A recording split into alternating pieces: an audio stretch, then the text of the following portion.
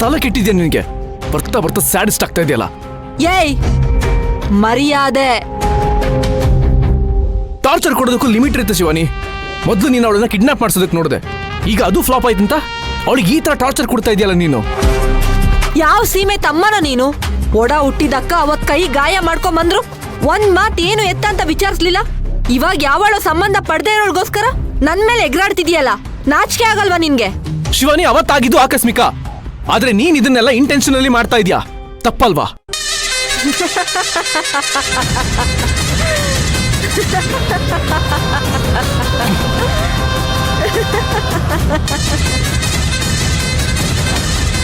ಆಕಸ್ಮಿಕವಾಗಿ ಒಂದ್ ಕೊಲೆ ನಡೆದೋದ್ರೆ ಅದು ನಿನಗ್ ಓಕೆ, ಅದೇ ಇಂಟೆನ್ಷನಲಿ ಆದ್ರೆ ಅದು ನಿನಗ್ ತಪ್ಪು.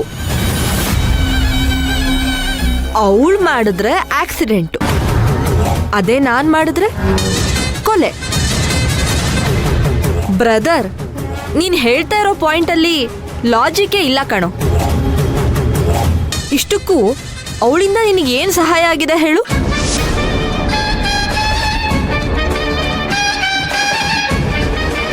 ಅವಾಗ ಅಂಕಿತನಿಂದ ನಿನ್ ಸಂಸಾರ ಹೊಡೆದು ಛಿದ್ರ ಛಿದ್ರ ಆಗ್ಬೇಕಾಗಿತ್ತು.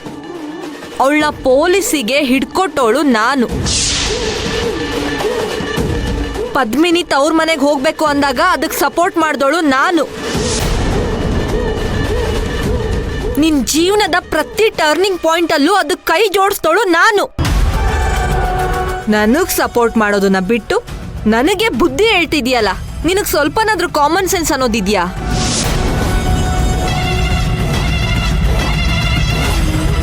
ಇಷ್ಟಕ್ಕೂ ಇವಾಗ ಬಂದಿರೋಳು ಸುರಭಿನಿ ಅಂತ ಹೇಳೋದಿಕ್ಕೆ ನಿನ್ನ ಹತ್ರ ಏನ್ ಪ್ರೂಫ್ ಇದೆ? ನಿನ್ನನ್ ಬಿಟ್ಟಾಕು. ಯಾರ ಹತ್ರನೂ ಅವಳೇ ಸುರಭಿ ಅಂತ ಪ್ರೂವ್ ಮಾಡೋದಿಕ್ಕೆ ಯಾವ ಸಾಕ್ಷಿ ಪುರಾವೆಗಳು ಇಲ್ಲ. ಸುಮ್ನೆ ಎಲ್ರೂ ಅವಳನ್ನ ತಲೆ ಮೇಲೆ ಇಟ್ಕೊಂಡು ಮೆರೆಸ್ತಾ ಇದ್ದೀರಾ ಅಷ್ಟೆ. ನಾಳೆ ಅವಳು ಫ್ರಾಡು ಅಂತ ಗೊತ್ತಾದ್ರೆ ಆಗ್ಲೂ ನೀನು ಇದೇ ಮಾತು ಹೇಳ್ತೀಯ ಬ್ರದರ್? ಅಲ್ಲ, ವಿಷಯ ಗೊತ್ತಾಗಿದ ತಕ್ಷಣ ಯಾರ್ ತಪ್ಪು ಏನು ಎತ್ತ ಅಂತ ಯೋಚನೆ ಮಾಡ್ದೆ ಸೀದಾ ನ್ಯಾಯ ಕೇಳೋದಕ್ಕಂತ ಓಡ್ ಬಂದ್ಬಿಟ್ಟಿದ್ಯಲ್ಲ, ನೀನೇನ್ ಮಾಡ್ತಾ ಇದ್ದೆ ಅಂತ ಮರ್ತೋಯ್ತಾ ಬ್ರದರ್?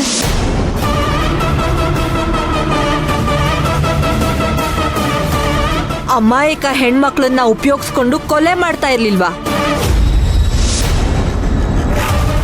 ನಿನಗಿಂತ ಸ್ಯಾಡಿಷ್ಟ ನಾನು? ಒಬ್ರಿಗೆ ಬುದ್ಧಿ ಹೇಳಕ್ಕೂ ಮುಂಚೆ ತಂಬುಡ ಕ್ಲಿಯರ್ ಆಗಿದ್ಯಾ ಅಂತ ಯೋಚನೆ ಮಾಡ್ಬೇಕು. ನೋಡ್ ಶಿವಾನಿ, ಅದೆಲ್ಲ ಹಳೆ ಮಾತು.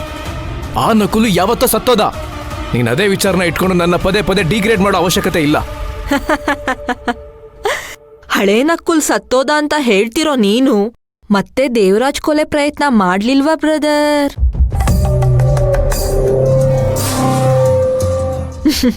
ಪಾಪ ಅನ್ನೋದು ಸುಟ್ಟ ಗಾಯದ ತರ. ಆ ಕಲೆ ಯಾವ ಪ್ಲಾಸ್ಟಿಕ್ ಸರ್ಜರಿ ಮಾಡಿಸಿದ್ರು ಹೋಗಲ್ಲ. ನೀನ್ ಬದ್ಲಾಗಿದ್ಯಾ ಅಂತ ನೀನೇ ಸಮಾಧಾನ ಪಡ್ಕೋಬೇಕು ಅಷ್ಟೆ. ಆದ್ರೆ ನಿನ್ನೊಳಗಿರೋ ರಾಕ್ಷಸ ಯಾವಾಗ್ಲೂ ಎಲ್ಲೋ ಒಂದ್ ಮೂಲೆಯಲ್ಲಿ ಜೀವಂತವಾಗೇ ಇರ್ತಾನೆ. ನಮ್ದೆಲ್ಲ ಸೇಮ್ ಬ್ಲಡ್ ಬ್ರದರ್. ಒಳ್ಳೆಯವರಾಗೆ ನಾಟಕ ಮಾಡ್ಬೋದು ಅಷ್ಟೆ, ಆದ್ರೆ ಒಳ್ಳೆಯವರಾಗಕ್ಕಾಗಲ್ಲ. ಪರಿಸ್ಥಿತಿ ನಮ್ಮನ್ನಾಗ ಆಗೋದಕ್ಕೂ ಬಿಡಲ್ಲ. ಮಾಡಿರೋ ತಪ್ಪನ್ನ ಹೇಗ್ ಸಮರ್ಥನೆ ಮಾಡ್ಕೋಬೇಕು ಅಂತ ನಿನ್ನ ನೋಡ್ ಕಲಿಬೇಕು. ನೋಡು, ವಯಸ್ಸಲ್ಲಿ ಅನುಭವದಲ್ಲಿ ನೀನ್ ನನ್ಗಿಂತ ಚಿಕ್ಕೋನು. ನೀನು ನನಗ್ ಬುದ್ಧಿ ಹೇಳೋದಕ್ ಬರ್ಬೇಡ. ನಿಮ್ದೆಲ್ಲ ಏನಿದ್ರು ಒನ್ ಸೈಡ್ ಆರ್ಗ್ಯುಮೆಂಟ್. ನಾನ್ ಏನೇ ಮಾಡಿದ್ರು ಒಂದ್ ಕಾರಣ ಇರುತ್ತೆ, ಅದು ಕೆಲವರಿಗೆ ಕಹಿ ಆಗಿರುತ್ತೆ. ಅದಕ್ ನಾನು ಏನು ಮಾಡಕ್ ಆಗಲ್ಲ.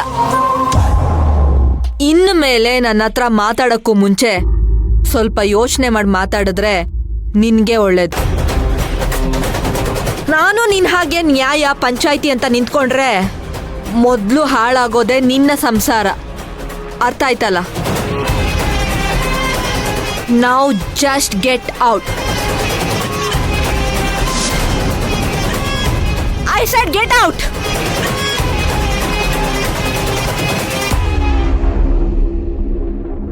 ಇವನ್ ಮಾಡೋದೇ ಹಲ್ಕ ಕೆಲ್ಸ. ನನ್ಗೆ ಬುದ್ಧಿ ಹೇಳಕ್ ಬರ್ತಾನೆ.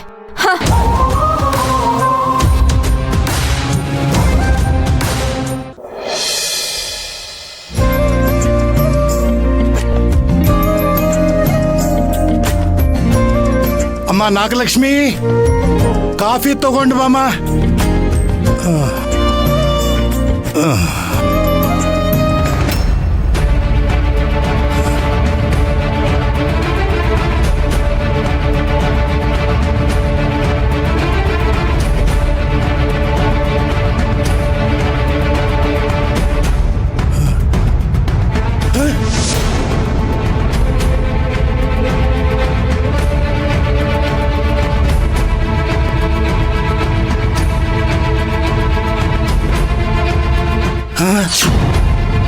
ಅಯ್ಯೋ, ಏನಪ್ಪ ಹೀಗಾಗೋಯ್ತು?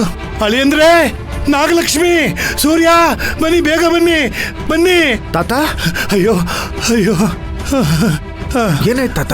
ಯಜಮಾನ್ರೆ, ಲೆಟ್ರು ಲೆಟ್ರು ಲೆಟ್ರು ಬರ್ದಿಟ್ಟು ಹೋಗಿದಲ್ಲಪ್ಪ ಅವಳು.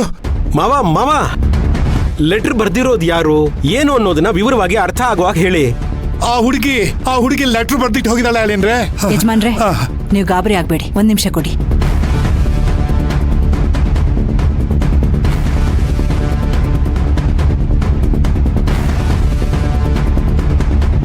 ಸೂರ್ಯವಂಶದ ಎಲ್ಲ ಸಹೃದಯಗಳಿಗೂ ನನ್ನ ನಮಸ್ಕಾರಗಳು.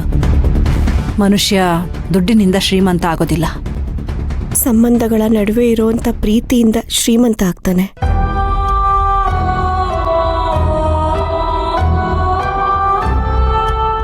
ಎಲ್ಲ ಸಂಬಂಧಗಳು ಇದ್ದು ಅಲ್ಲಿ ಒಂದು ನಿರ್ಲಕ್ಷ್ಯ ಇದ್ರೆ ಅದರಷ್ಟು ಏಕಾಂಗಿತನ ಜಗತ್ತಲ್ಲಿ ಇನ್ನೊಂದಿರೋದಿಲ್ಲ.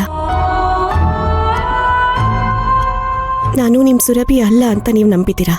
ಹಾಗಾಗಿ ನನ್ನ ಮೇಲೆ ಒಂದು ನಿರ್ಲಕ್ಷ್ಯ ಭಾವ ಸದಾ ನಿಮಗಿದ್ದೇ ಇರುತ್ತೆ. ಆ ನಿರ್ಲಕ್ಷ್ಯ ಭಾವನೆಯಲ್ಲಿ ನಿಮ್ಮ ಧ್ವನಿ ಇರೋದಿಲ್ಲ, ಬೆಳಕು ಇರೋದಿಲ್ಲ. ಅದೊಂದು ರೀತಿ ಮೌನವಾದ ಸಂಕಟ.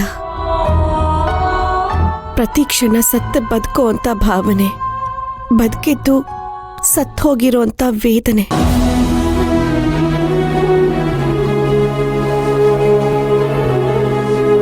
ಬಹುಶಃ ನನ್ನ ಪರಿಸ್ಥಿತಿಯ ಕಲ್ಪನೆ ಕಿಂಚಿತ್ತೂ ನಿಮ್ಗಿರೋದಕ್ಕೆ ಸಾಧ್ಯ ಇಲ್ಲ.